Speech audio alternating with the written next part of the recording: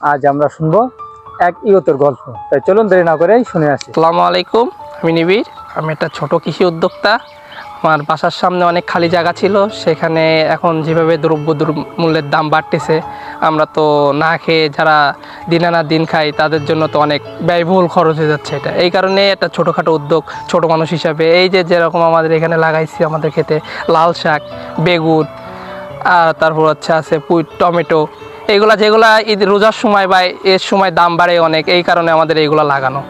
আমাদের এখানে আমাদের আরও বাগান আছে, আম বাগান, বিভিন্ন রকম আম গাছ লাগানো। যেমন আমাদের এখান থেকে প্রচুর একটা লাভজনক এবার ইনশাল্লাহ আশা করতেছি, যে পরিমাণ ফল আসতেছে, গাছে বোল আসছে, আশা করি আরও ভালো ফলাফল আসবে, এখান থেকে আমাদের অনেক টাকা আর্ন হইতে পারে।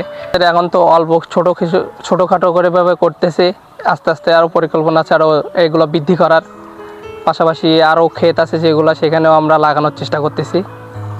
অলরেডি আমাদের কাজ চলমান। পরবর্তীতে ইনশাল্লাহ আমাদের আবার আপডেট আপনাদের জানানো হবে।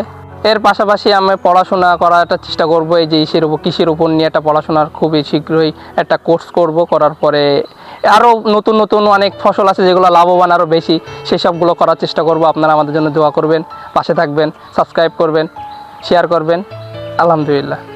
তাই আমরা বলতে চাই, বেকারত্বের গেলা নিমুছে, চলো ধরি হাল, কৃষিতে ফিরবে মোদের সোনালী সকাল।